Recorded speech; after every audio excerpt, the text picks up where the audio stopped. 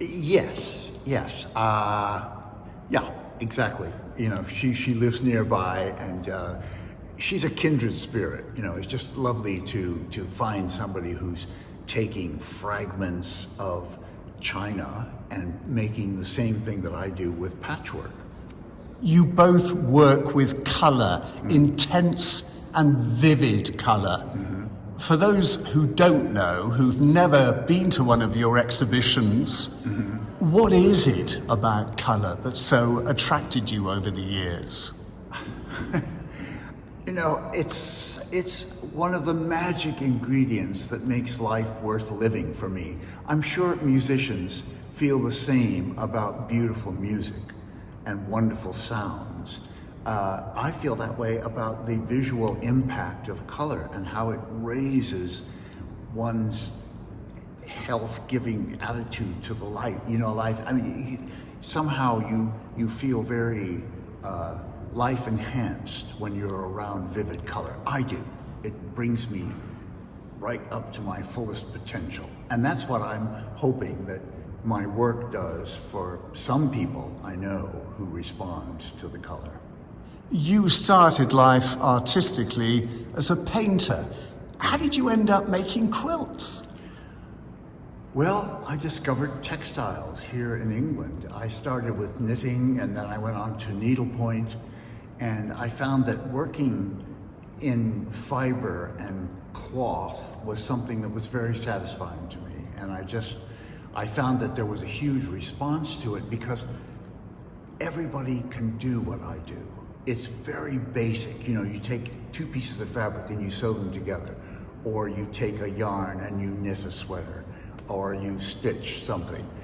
It's something that everybody can do. And so it's not like great poetry or strange music where you have to have a certain kind of talent for it. Everybody can just follow along and satisfy themselves with that creative urge to put color together. It's very kind of you to say it's something anyone could have a go at doing, but I think it will be a few years before I could produce something like the quilt that is hanging beside you. One of your favorites. What's special about this one? Well, these are called rice bowls, and they're just like oriental bowls that I feel a certain feeling that it's exciting. The decorated bowl is something that fascinates me. The decorated anything. I love surface decoration and things that make life more enhanced and worth living. So I love it, you know, when anybody decorates a room or makes a beautiful cushion or creates a wonderful bouquet of flowers for a room. And that's what I feel that these quilts are like, a bouquet of flowers. They're something that you can make a room into a special place by placing something beautiful on the bed. You're more dressed in black and white today. Yes, I am. Do you regard black, white, grey as colours? Absolutely. High contrast is one of the great kind of dramatic things that the world of color has to offer. You know, black and white or yellow and black, or, you know, very, very strong contrasting colors are very, very exciting. But it also mixes, as you can see, with color wonderfully. It's a wonderful base, a structure on which to place vivid pinks and greens and blues and so forth. What's interesting about this quilt is that this fabric, which is oranges, is done in different colorways here. So we have it with a black background and purple, a magenta background and lime green, and so forth. Here's blue and orange. So it's just, that's one of the things that I find exciting about this world of textiles, is the whole thing of transforming a design by making a color mood that's different from the original. Can I ask you a very personal question? Is your home as colourful as this gallery? That's very personal, and yes, of course it is. I live in a mad circus of color because it makes me happy every day.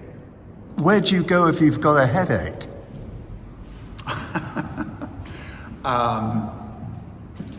Where do I go if I have a headache? I mean, you know, I don't know.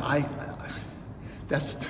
I should have an answer to that I've question. thrown the man. I mean, I need stimulation in my life, not, you know, usually I think where I go when to be bored out of my mind is into places where there is no art on the wall or no color at all.